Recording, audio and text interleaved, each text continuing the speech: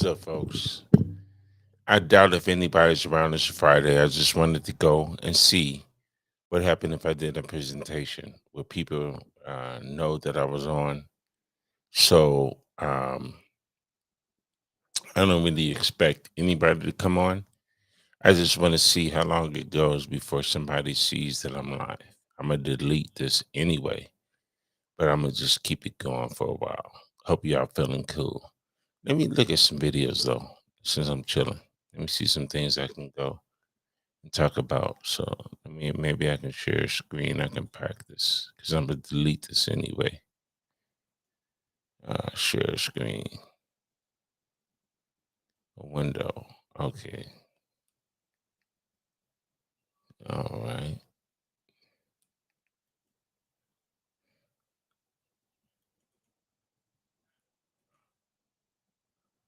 Yeah. Okay.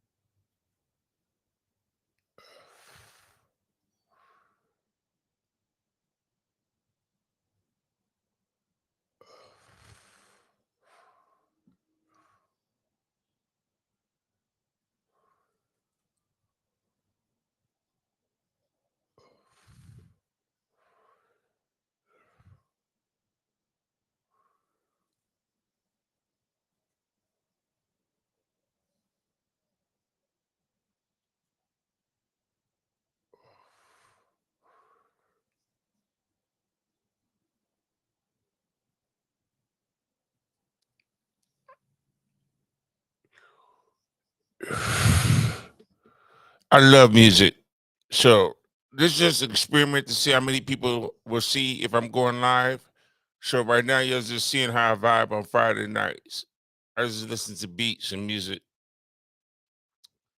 zone. Oh wow.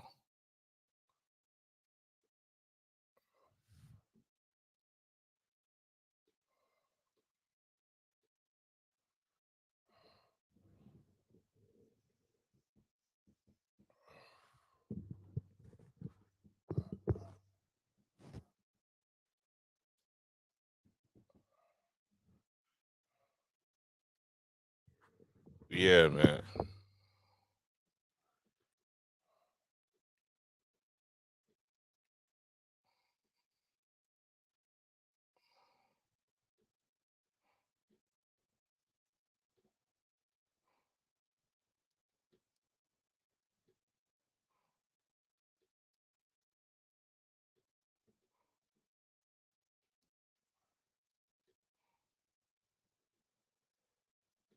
Wow, that's dope.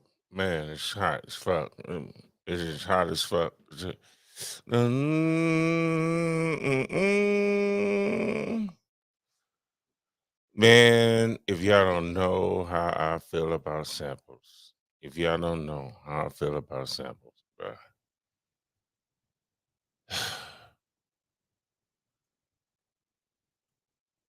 Samples makes hip hop. A funky drum beat, a funky bass line, a funky song sound. That's what makes hip hop. That just makes it so dope, man.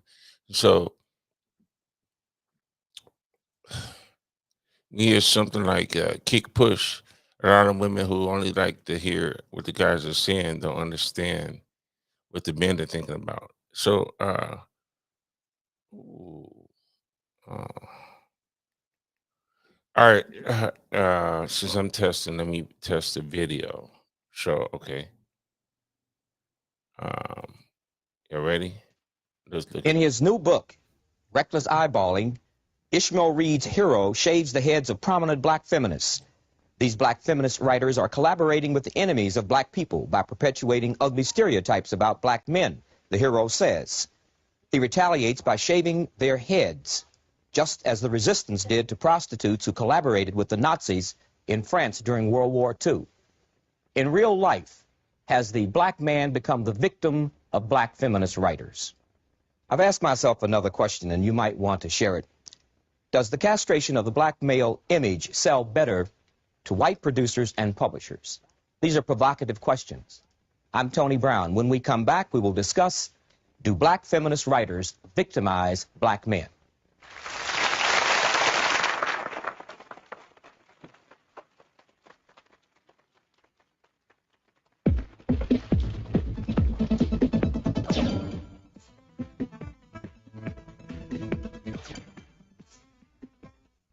Ishmael Reed is the author of this new book called Reckless Eyeballing.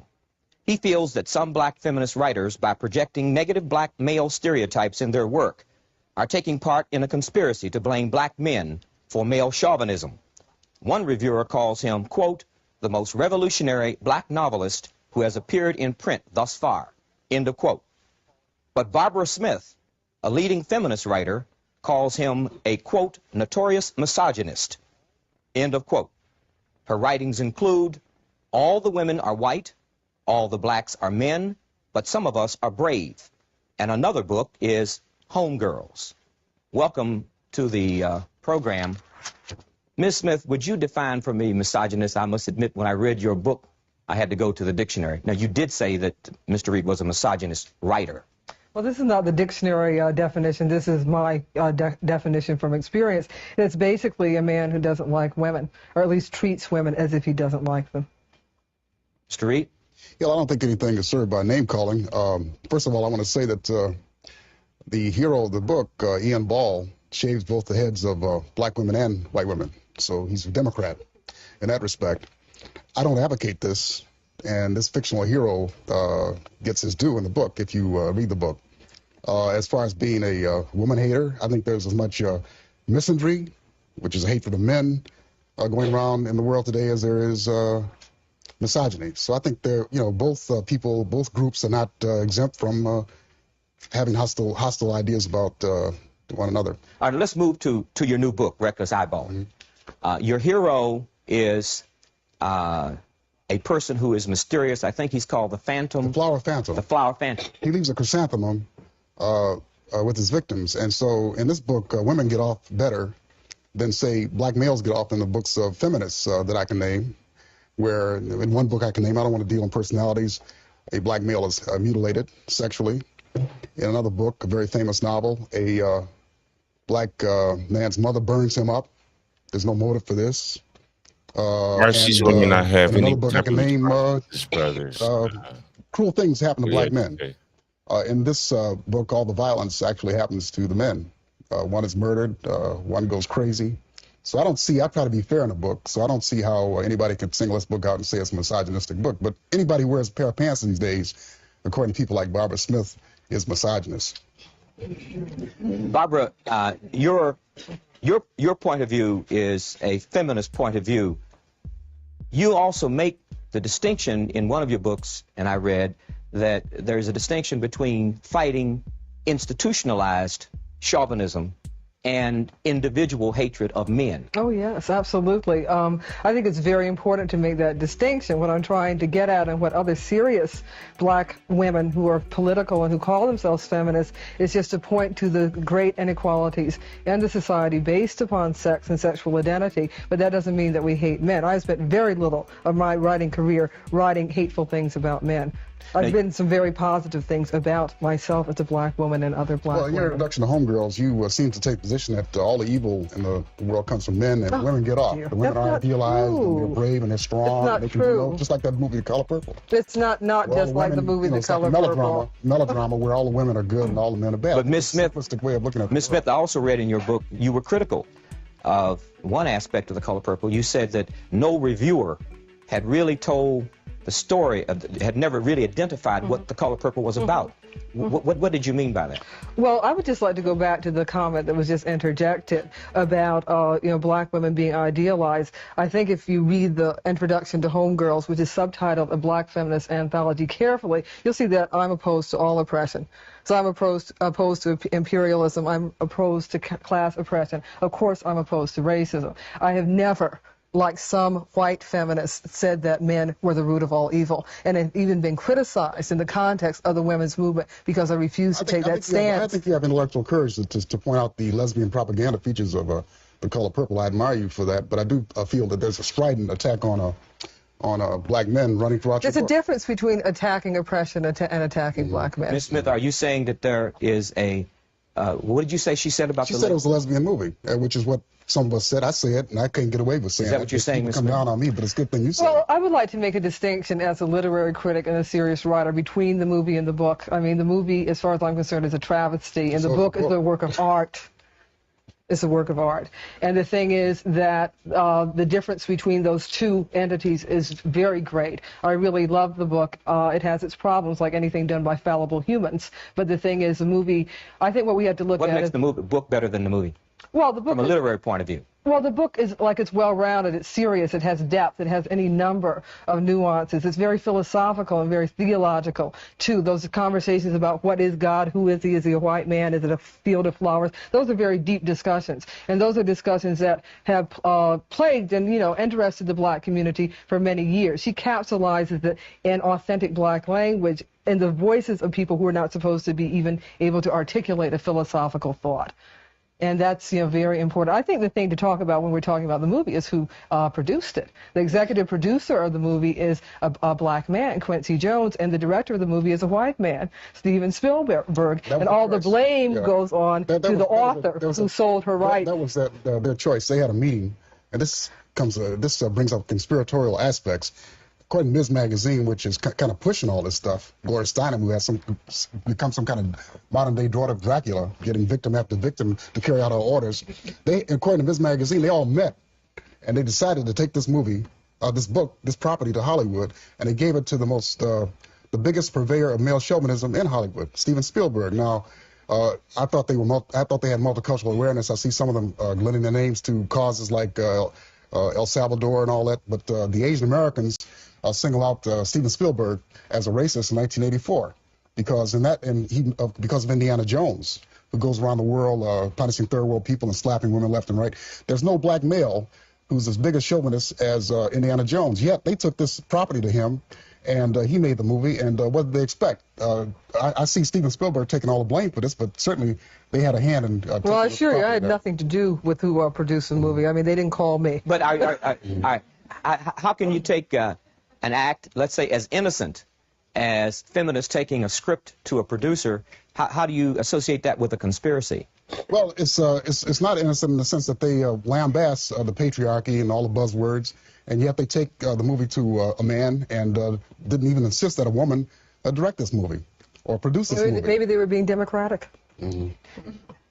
Is it important that we have a promotion of the heterosexual family unit as we have traditionally been concerned? You said, is it important that it Is it be- important in terms of literature, as far as black people is concerned, that we promote heterosexual relationships, therefore heterosexual family units? I don't see that as a priority. What I see as a priority is like using literature to capture the black experience and all of its diversity and to try to tell the truth. What is the role of the black lesbian in terms of the philosophy or the direction, political direction of the black community? Well, I think one of the things that the movie did, and that's probably most black people's only exposure, to a lesbian depiction, either in film or literature, that is through either the film or the book of The Color Purple. What the book did was to show that black lesbians, as had black gay men, have always been a part of the black community. And in that situation that she created were really very integral parts. They were not ostracized, they were not hated.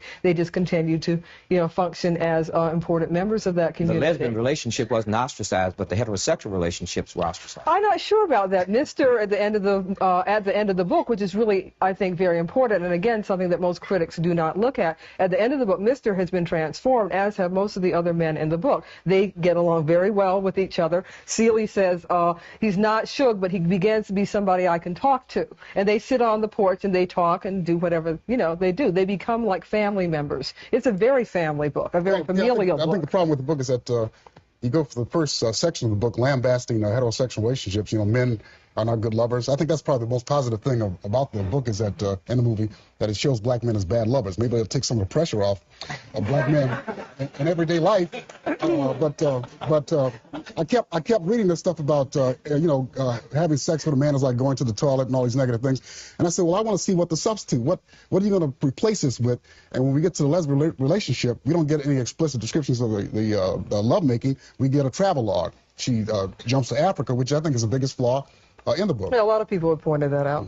Well, tell me, Mr. Reed, you have made a number of allegations in your writing that the stereotype of the black male is being consciously manipulated on Broadway and in publishing houses and in literary circles. Now, can you explain that, please?